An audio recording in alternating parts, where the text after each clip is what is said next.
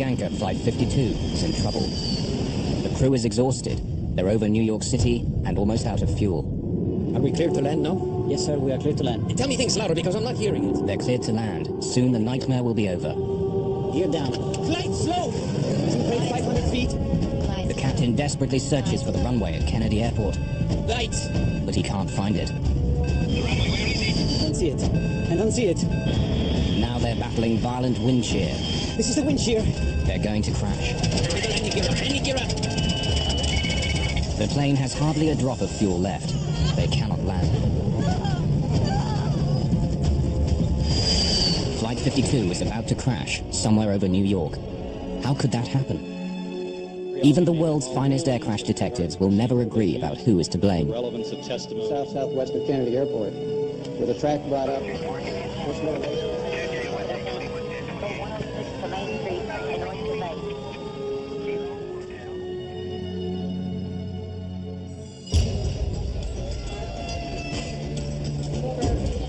January the 25th, 1990. Air traffic controllers have been nervously tracking a massive low-pressure system approaching the northeast coast of America. There was a system moving through the Great Lakes, moving east. There was a couple other systems converging. And a lot of times they'll converge in the New York area there, and the whole northeast will go down.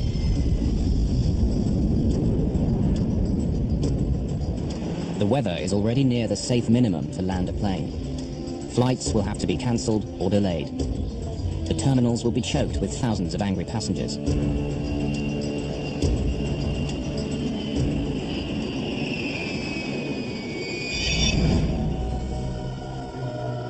Despite the terrible weather, the air traffic managers in Washington, D.C. order controllers at Kennedy Airport in New York to set a high landing rate. Air travel is vital, and they're under tremendous pressure to delay or cancel as few flights as possible. There's pressure because that's the business they're in. The business is moving passengers from A to B. That's what the airlines are paid, and the controllers are paid to help that work. Management in Washington, D.C. is pressuring New York to take on more flights than they feel is safe. Despite the weather, they want them to land 33 aircraft per hour. We don't like it. We're going to have the worst possible conditions for landing aircraft at Kennedy Airport. We can't use runway 13. We have to use runway 22 because of the conflicts with other airports. And because of the winds. We don't like the rate of 33 an hour. 33 is it, and you'll take it. Scores of overseas flights with thousands of passengers are already on their way. They have to land somehow. Take it. What are we going to do with foreign traffic? We'll just give them airborne holes. Well, we know we're going to have wind shear and missed approaches, and this is going to be a very bad day. I've got very bad vibes about this day. No. 33. You'll shake it. And that set the scenario at about 7 or 8 in the morning before we left Mayday. At 7 or 8 in the morning, the scenario was set for this accident to happen. But within the next few hours, fog and low clouds have closed the main runway at JFK. Now, whatever their bosses say, the controllers won't be able to land 33 aircraft an hour.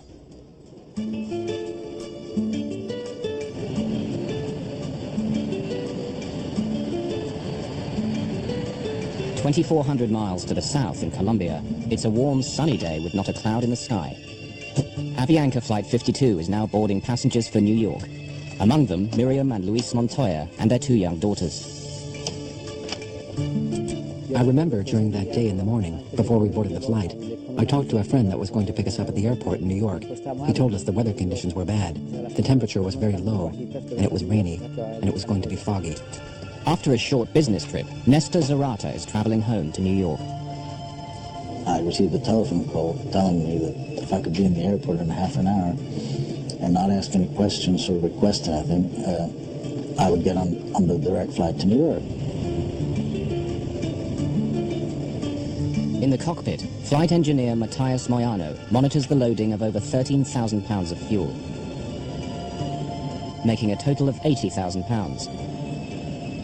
Enough for the journey, plus an extra 2 hours flying time. Avianca 052 Heavy, request clearance for takeoff, runway 11. Just after 3 o'clock in the afternoon, Avianca 52 takes off from Medellin with its maximum allowable fuel load. The Colombian airliner heads north for the United States with 158 passengers and crew. By By early evening, deteriorating weather has made flight operations at JFK appalling. Continue to the left, heading 230 vectors and holding for Cameron again. With no way of turning back the overseas flights, aircraft are forced to circle round endlessly, waiting to land. Turn left. There is a wind shear alert on final at 1,500 feet. Turn left. Controllers work frantically to keep track of the growing number of aircraft now in the skies over New York. Lines 251, you are clear to land. Mother Nature gets involved, problems develop, the tension gets higher, the pressure gets higher, decisions become more critical. At JFK, any idea how long those delays are going to be? I talked to someone else over there. No idea. I'm holding over here. Delay's indefinite due to the weather. The traffic's missing the approaches. They're going around. I just can't give you a good answer. Your guess would be as good as mine. That's the best I can tell you.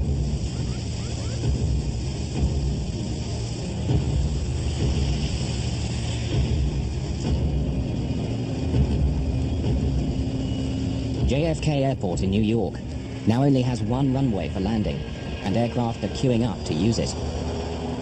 In the near blackout conditions, several planes have to abort their landings, which only adds to the delays. On Flight 52, they know none of this. The crew neither receives nor requests the weather for New York or for their alternate airport, Boston. In this case, Avianca 52 had the capability of calling several different stations, or could have called their own dispatch operation in Miami and got an update on the weather. We don't really have any evidence that they checked with anyone to get the updated weather for JFK and their alternate Boston. It's inconceivable to me that someone with a responsibility of other people's lives would fly into a deteriorating condition without checking about, hey, do we have a way out of this place? Avianca 52 enters the airspace near Norfolk, Virginia. After 4 hours in the air, New York City is now less than 40 minutes away. 51-year-old Captain Laureano Caviedes is a seasoned pilot who's been flying with Avianca for 27 years. But his English is poor. All communications with air traffic control will be handled by the 28-year-old co-pilot, Mauricio Klotz. The third man in the cockpit, flight engineer Matthias Moyano, is experienced, but like co-pilot Klotz, he has only 4 months of flight time in the 707. They were a highly experienced flight crew who had been into New York several times previously on behalf of Avianca. So they were familiar with the route and the procedures, and highly experienced pilots. Washington, good evening. Avianca 052 Heavy, flight level 370. Avianca 052 Heavy, Washington Center, roger. Avianca 052, I'd like you to make a right 360-degree turn. And I need you to get a pencil ready for holding instructions at Norfolk. Okay, 360-degree right turn at Norfolk, Avianca 052 Heavy. Avianca 052, you ready to copy your holding instructions? Go ahead, sir. Right, Avianca 052, you are clear to the Norfolk VORTAC. Hold south on 174 with right turns and 20-mile legs. Flight 52's troubles are about to begin. They're being diverted out over the Atlantic Ocean near Norfolk, Virginia, and placed in a holding pattern. Here, the aircraft will fly an elliptical racetrack pattern while it waits for further instructions from air traffic control. They don't know about the bad weather ahead, but with enough fuel for more than 2 hours of flying, there's no cause for alarm.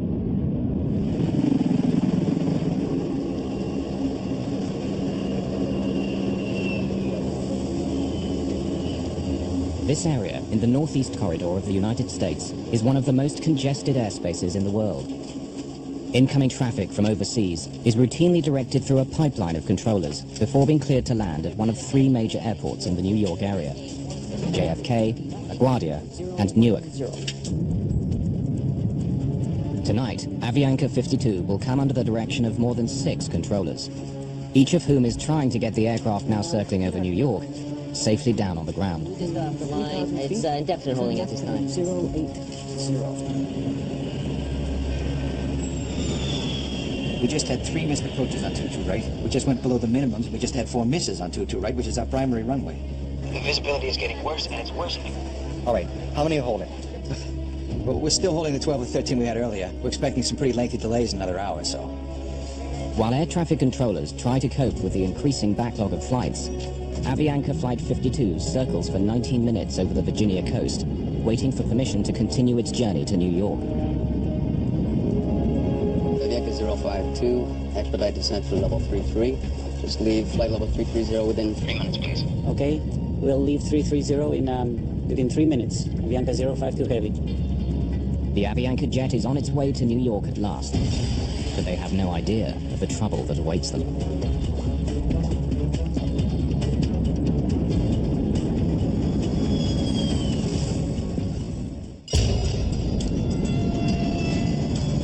Avianca Flight 52 is on its final approach to New York, unaware that conditions for landing at JFK are barely above the safe limits to land a plane. It's a pitch-black night, with heavy mist, rain, and sudden violent winds. This is Central. I was wondering how your weather was doing up there. It's pretty bad at this point. We got all sorts of wind shears and missed approaches. You're not seeing a runway? You're still trying on a 30 rate? Yeah, rather unsuccessfully at this point. The winds are starting to pick up. 20% of the guys attempted approaches. Went on a miss. When the northeast goes down, it goes down. It goes down for a big area. And a lot of quick decisions have to be made. You just can't say, wait a minute, stop. Everyone's en route. The plane has now almost used up the fuel planned for the journey and will shortly start eating into its reserves. The crew is considering diverting to their alternate airport in Boston, just 210 miles from New York. Washington Center, Avianca 052 Heavy. Avianca 052 Heavy, go ahead. Do you have any information about delays to Boston? Boston, I'll check that, sir. Thank you. The Washington controller asks his assistant to check on the conditions at Boston, but he gets distracted juggling other aircraft and forgets all about Avianca's request. While Flight 52 is left waiting for an answer that never comes, their precious fuel supply is slowly draining away. Ask him about Boston again. Did you ask about delays at Boston, or are we going to approach Kennedy? Okay, Avianca 052, it looks as though New York Center may have to hold you for possibly up to 30 minutes. Expect clearance on course, just momentarily, with, it stands right now, an additional holding of at most 30 minutes. With that in mind, do you want to check on an alternate airport? I believe Boston is. I'll check on Boston. Okay. We're now descending to 190 and expecting information about Boston. Okay, Avianca 052, I've been Advised Boston is open and accepting traffic if you do need that as an alternate airport. Okay, stand by a minute. Flight engineer Moyano begins to calculate how much fuel they'll have after an additional 30 minutes of holding. Even before they can respond, Washington Control directs them to another holding location. Avianca 052 Heavy, make a right turn now to intercept the Cameron 2 arrival. Cleared on course, maintain flight level 190.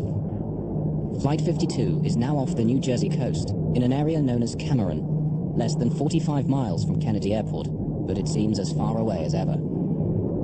During all those holding times, I was praying and trying to see where we're going to land. I mean, where we're going to be on the ground. I don't want to be here anymore. Ladies and gentlemen, this is your captain. I apologize for the delay, but it appears we're going to be holding as we wait our turn to land in New York. Please remain seated with your seatbelts fastened, and we should have you on the ground shortly. Thank you. There was a point where the captain announced that there was traffic in the New York City area and that we would be on hold for a while and he would get back to us. It will be the last communication the crew has with the passengers.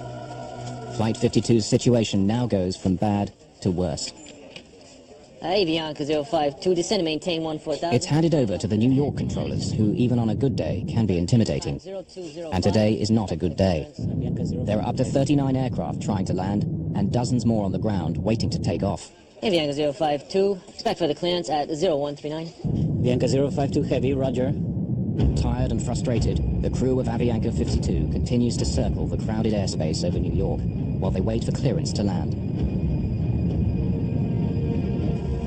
After more than 5 hours in the air, Luis Montoya is anxious to get his wife and 2 young daughters on the ground and back to their home in Queens.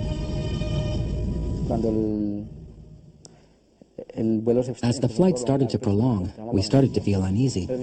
My wife was carrying the baby at all times, and we were wondering what could be happening. After all, they weren't giving us any information, and most people began to feel nervous. New York Center finally gives the crew of Avianca 52 the message they've been waiting for. Avianca 052 Heavy, Avianca Kennedy is 2,400 feet. Can you accept an approach? That's an affirmative, sir. They think they're finally in the clear. Avianca 052. Then, calamity. The foul weather and zero visibility forces several aircraft just ahead of them to abandon their landing attempts and make a second attempt. The controllers have bad news for the Colombian airliner. Avianca 052. Continue to the left, heading 230 vectors, holding at Cameron again. Another hold. Okay, 230, vectors for holding at Cameron. Kennedy, Avianca 052. Avianca 052, go ahead. Thank you, sir. You have any estimates, sir? Avianca 052 Heavy, I might be able to get you in right now. Stand by. Thank you. The crew wait silently and hope. But when the reply comes, it's more bad news. Avianca 052, we just got off the line. It's indefinite holding at this time. The Avianca 052, turn left, heading 090. Hold at Cameron, maintain 1000. They've been held up for 48 minutes on the way here. Now they've been circling around for another 25 minutes, only a few miles from the safety of JFK Airport. They were progressively moving toward JFK, and they were held in the air for 3 times. This certainly would put some stress on the crew as to the fact they want to go from A to B. They don't want to fly in a racetrack for an hour just holding. At 8:55, the cockpit voice recorder begins recording the last 40 minutes of Flight 52. The crew at this stage seem resigned, or are perhaps too timid to complain.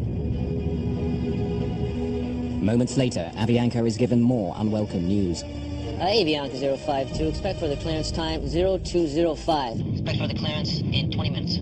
It's now that the stress level in the cockpit begins to rise. 0205. Well, I think we need priority. We are passing out of fuel. Avianca 052, roger. How long can you hold and what is your alternate? Okay, stand by a minute. The flight engineer quickly calculates the remaining fuel. Yes, sir, I will be able to hold for 5 minutes. That's all we can do. Avianca 052, roger. And what's your alternate? We said Boston. But it's full of traffic, I think. Avianca 052, say alternate again.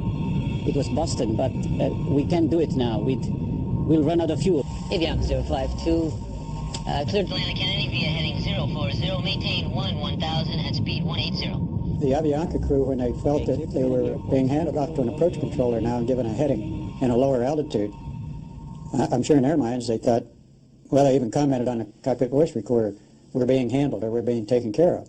It's okay if I send 4 more your way? Casino, I'm back in the hold again. I got full in the stack and there's no end in sight. I can't keep you times. I'll be guessing if I did. This guy's killing me. Avianca 052 only has 5 more minutes in the hold. You gonna be able to take him or I'll set him up to his alternate? What is his speed now? I'm not sure, to be honest with you. Holding speed. Slow him to 180 and I'll take him. Say again? Slow him to 180 knots and I'll take him. You guys holding a lot? Man, we're holding all up and down the coast. Ah, that's good practice, man. But in this critical handoff from one controller to the next, there is no specific mention of Avianca's critically low fuel. Nobody told the next controller that. So the next controller, when Avianca came in on the frequency, the controller just said, right, I've got you, proceed to Kennedy, or I'm going to put you in a hold, and put him in a holding pattern over the last approach fix. The options were gone. Now the aircraft could only get into Kennedy. Avianca, descend and maintain 7,000. Sending to 7,000. Avianca 052 Heavy. Avianca 052, before you go, there is a wind shear alert On final at 1,500 feet. Turn left heading 090. Left, heading 090. Avianca 052 Heavy. The high-level wind shear was passed on early on, so he was aware of that. But the low-level wind shear below 500 feet was not passed on. During the entire flight from Colombia, the plane's autopilot has been unusable. It was reported after the last flight, but Avianca's maintenance men failed to fix it. After more than 6 hours of flying manually, the physical and mental stress is beginning to take its toll on Captain Caviedes. To me, it's inconceivable someone would have to fly a Boeing 707 without an autopilot. I mean, that's a high workload in smooth air. After more than an hour and 17 minutes waiting for clearance to land, the crew of Flight 52 believe controllers on the ground are at last aware of their fuel emergency and are clearing the 707 for a priority landing. In the cabin, the flight attendants and passengers have no idea that their plane is dangerously low on fuel. Then the go-around procedure is stating that the power be applied slowly. In the cockpit, the crew now hastily discuss the go-around procedure, what the manual says they must do if they can't find the runway through the fog and low clouds and have to go around a second time. It's standard procedure. Power be applied slowly and to avoid rapid accelerations and to have a minimum of nose-up attitude. To maintain what? Minimum. minimum nose up attitude. That means... Flight engineer Moyano is concerned that if the captain were to pull up the plane's nose too sharply, all the remaining fuel would slosh to the back of the tank, causing engines to stop. Covered on fuel during the go-around. What it means is it doesn't contain fuel for feeding itself, and a flameout could occur. And it is necessary to lower the nose again. Right now we are proceeding to the airport inbound. We have 17 miles. Roger. It means we'll have hamburger tonight. Avianca, descend and maintain 3,000. Descend and maintain 3,000. Avianca 052 heavy. 3,000 feet. They got us. They're already vectoring us. No, they are descending us. They are giving us priority. Avianca 052 Heavy. Contact Kennedy Tower 119.1. Good day. Only minutes before landing, Flight 52 is handed off to a JFK tower controller whose shift is about to end. Avianca 052 Heavy, Kennedy Tower 22 left. Your number 3 following 727 traffic on a 9-mile final. Avianca 052 Heavy, roger. Can I lower the landing gear yet? No, I think it's too early. If we lower the landing gear, we have to maintain a very high nose attitude. So desperately low is their fuel that the first officer wants to delay putting down the landing gear, which will increase the aircraft's drag, requiring more power and using more of what little fuel they have remaining. I was so happy. For me, it was like a joy. I mean, we're going to land soon, and this is going to be the end. Avianca 052, what is your airspeed? Avianca 052, 140 knots. Avianca 052, can you increase your airspeed 10 knots? 10? Okay, 10 knots, increasing. Increase. 10 knots more. Tell me things louder because I'm not hearing it. Lower the gear. Gear down. Avianca 05222 left. Wind 190 at 20, cleared to land. Clear to land. Avianca 052 heavy. Wind check, please. 190 at 20. With the weather deteriorating and flying on fumes, the crew of Flight 52 will have only one chance of getting their 149 passengers safely on the ground. Avianca 052, say airspeed. 145 knots. Are we cleared to land now? Yes, sir, we are clear to land. Stand by. Flaps 50. Landing checklist complete. It was extremely important that Avianca 52 landed on their first approach to JFK. The voice recorder revealed that the captain was certainly quite concerned about the fuel state, and he was talking aggressively with the first officer, putting out flaps, getting the airplane configured. The flight engineer had to know they were out of fuel. And when they came in for the first approach, it was time for the flight engineer to say, this is the only approach we're going to be able to make. And he didn't. Give me 50. Flaps 50 now. All set for landing. Standing by for lights. Slightly below glide slope. 1,000 feet above field. Instruments cross-checked, slightly below. Stand by for lights. Stand by. The wind is slightly from the left, 190 to 20. Below glide slope. With about 10 minutes of fuel remaining, and just 2 miles from the runway, Flight 52 finds itself flying into violent wind shear, forcing them to slow the plane down. They were getting like 60 knots of wind on the nose. And then as they descended on down through about 500 feet to the ground, they were down to 20 knots. So that's 40 knot change and 1,000 feet of elevation. That's a lot. This is the wind shear. Now the wind changes direction. It's pressing them down towards the ground. Glide slow. Glide slow. Brake 500 feet. Glide slow. The captain desperately searches for the runway, but it's shrouded in low clouds and fog. Terrain. Lights. Where is it? I don't see it. I don't see it. The plane's warning system is telling them that they're about to crash.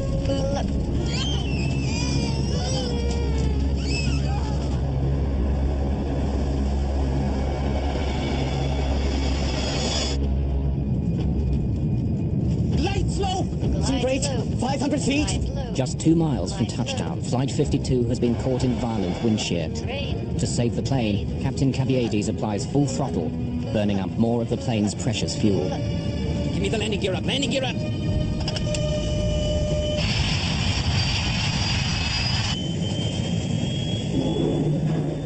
The airplane was about 200 feet above the ground, about 2 miles from the runway, which was well below the glide slope and very dangerous. So the airplane almost crashed on its first approach. When you get a missed approach, now it changes the whole ball game. Request another traffic pattern. Executing a missed approach. Avianca 052 heavy. The operation of pulling the plane up in the missed approach was a very violent one. It was a very steep climb. So we were all thrown back by gravity towards the back of our seats. Something's going on here. Anything, we're going to crash. This is terrible. I mean, we start praying, but then I pass out. I couldn't handle it anymore. As Captain Cabiades pulls back hard on the yoke to climb to safety, the 707's remaining fuel is forced to the back of the tank and away from the fuel pumps. You cannot accelerate the aircraft forward rapidly, and you shouldn't pitch it rapidly. Smooth with the nose. Smooth with the nose. If you have less than 7,000 pounds, you have to be very careful, or you can slosh that fuel to the back of the tank and unport the inlet to the engines. Flight 52's violent climb to safety has both frightened and infuriated the passengers.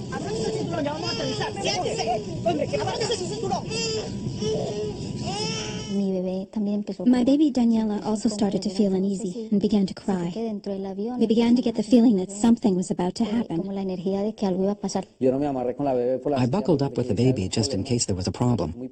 She's very little, and I was concerned that my weight could have crushed her. I had her in my arms, and we began to say the Lord's Prayer. I don't know what happened with the runway. I didn't see it. I didn't see it either. I didn't see it. Avianca 052, you are making a left turn, correct, sir? Yeah, we are in emergency. 2,000 feet. That's right, to 180 on the Heading and we'll try once again. We are running out of fuel.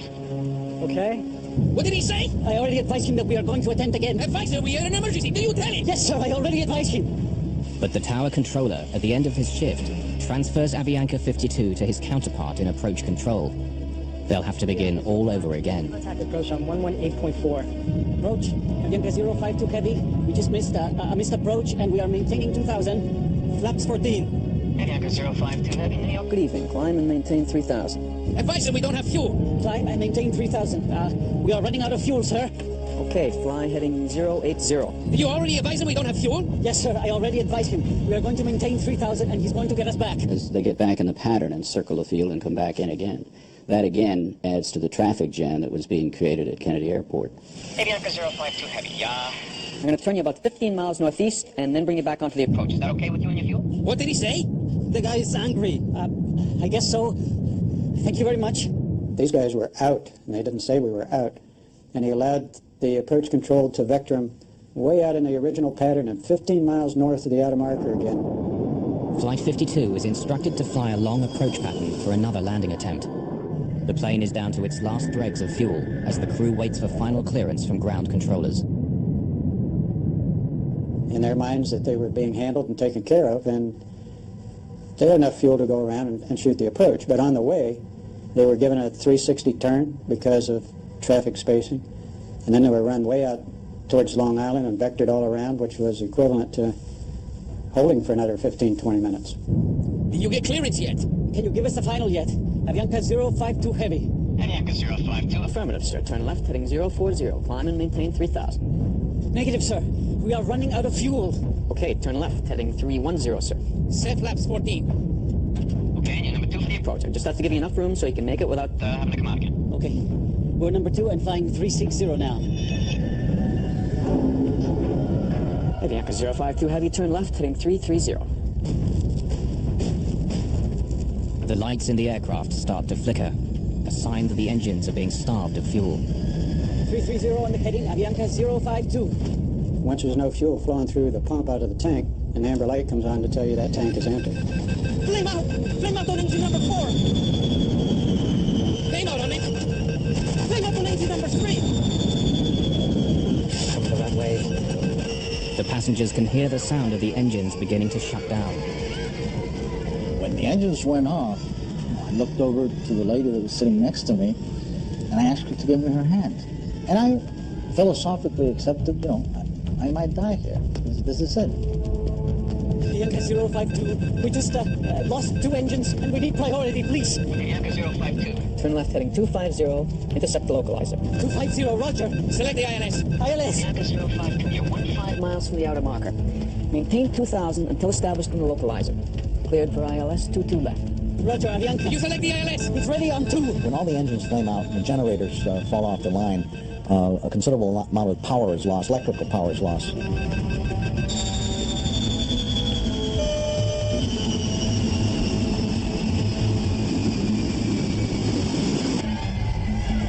In the cabin, the screams, the crying, and then this terrible sound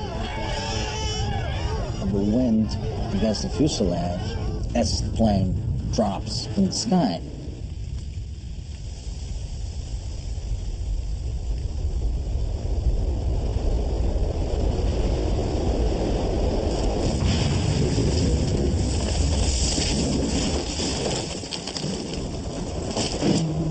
Avianca 052, radar contact lost. Avianca's missing due to the weather thing. Yeah, Avianca 52 lost an engine. We're trying to find out why. Yeah, we're no longer talking to Avianca. He's 50 northeast of Kennedy. Ah, wonderful. Clipper 18, turn left, heading 180. 6.5 hours after leaving Colombia, Avianca Flight 52 is missing somewhere over New York.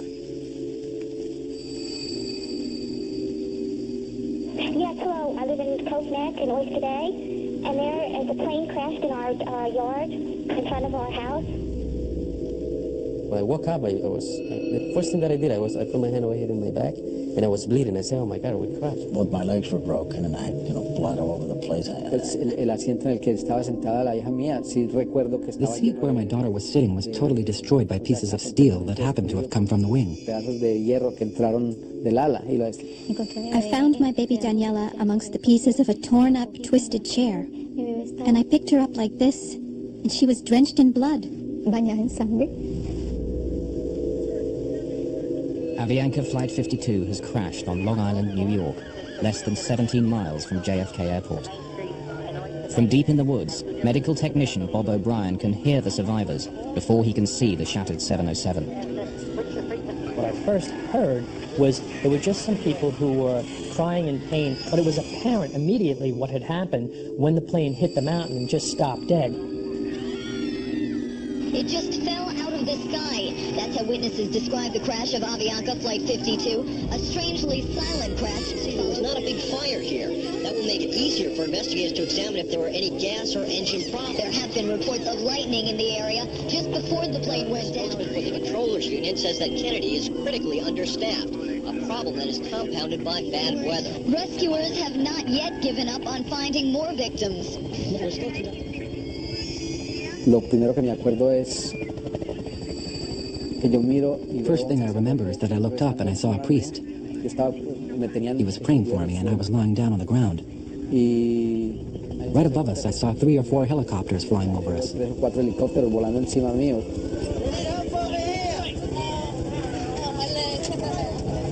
I managed to get up on top of the fuselage, and there's that door handle that says, in case of emergency, pull here. So I pulled that door handle, and that door handle just went, and the door came open about 4 inches. And then I was able to flip that over, and I could just see piles and piles of people strapped in their seats. The extreme G-force of the crash has broken off the cockpit and catapulted it through a stand of trees and into the deck of a home some 100 feet from the impact site.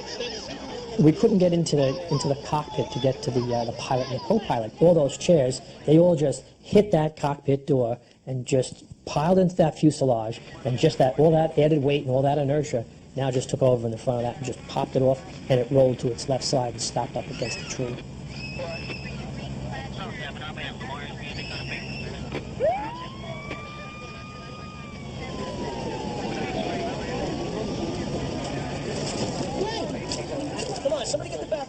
And I saw some cables, and I saw a big hole in the fuselage over the passengers that were sitting next to me who were kind of unconscious. And on top of me was this guy who was bleeding, a big guy, I don't know who he was, but he was on top of me, but I was sitting. I pulled myself with those cables towards that hole, which was over the wing. I started screaming, "Hey, help me out, help me, take me out of here."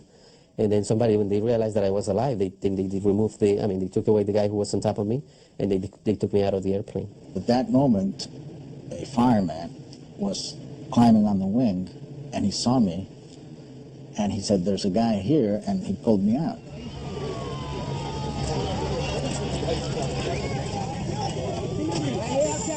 "37 fire and rescue companies from Nassau County are quickly mobilized. The rescue is the largest pre-9/11 operation of its kind in the New York area. That little girl was sitting up on the fuselage and she was crying, "Mi madre, mi madre." And that imprint of horror just was, you just in your mind's eye, focus right back in on I saw mi madre, I saw her mother, and I know what that little girl was seeing. It was horrible enough for me, and I'm a professional rescuer. Entonces yo inmediatamente me di cuenta. I realized that my baby was dying, so I began to scream. Please help me. I have the baby here, please. The plane has crashed in the wealthy neighborhood of Cove Neck, near the home of the father of tennis star John McEnroe. Medics set up a makeshift triage unit on his lawn. When daylight breaks 10 hours later, 85 survivors have been pulled from the wreck.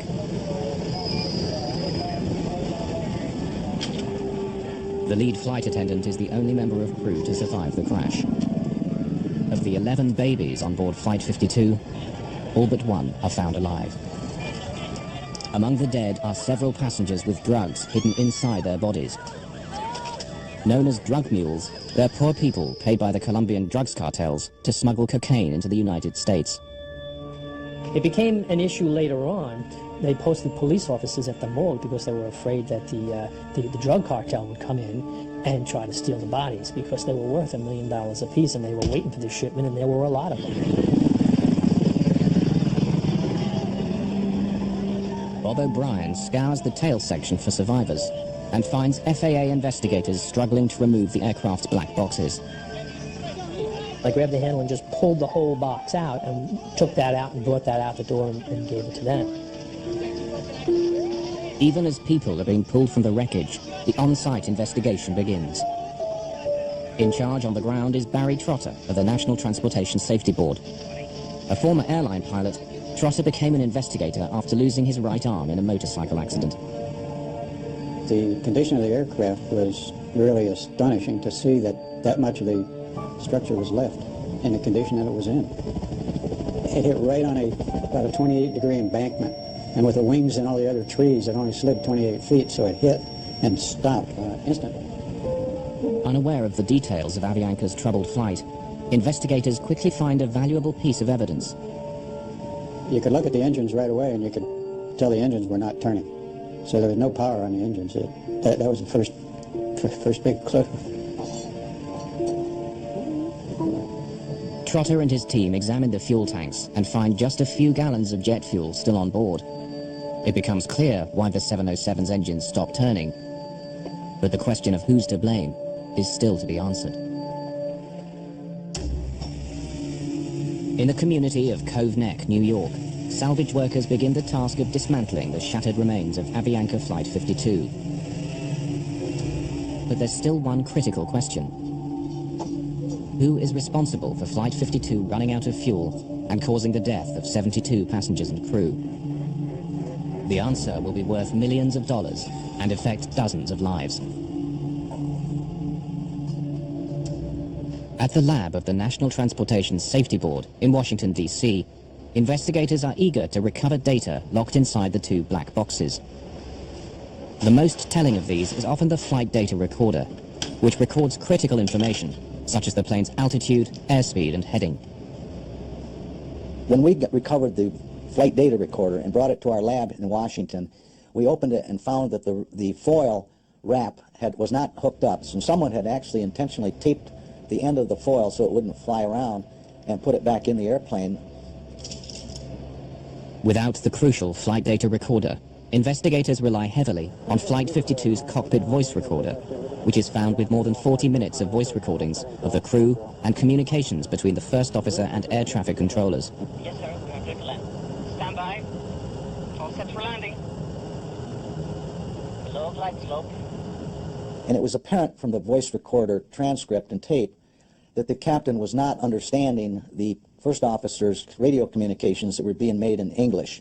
Everybody wants to blame the pilot, but he may be the last person to make a decision, and the scenario which caused him to be in that position where he makes the decision was created by several other people along the route. The captain asked the first officer about 9 times to clarify information or repeat it or to pass on information. We are going to attempt again. Advise him, we are in an emergency. Do you tell him? Did he make a conscious decision to run out of fuel? No.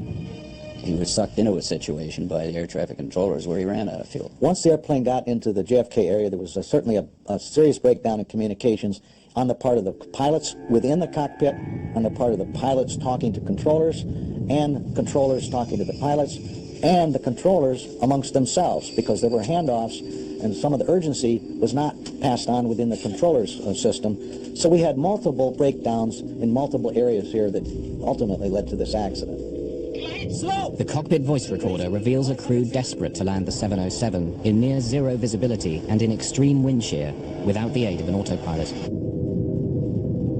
In this case, the captain had a difficult time maintaining the glide slope during the approach with the wind shear, didn't see the airport, and had to make a go-around. That almost doomed the airplane at that point.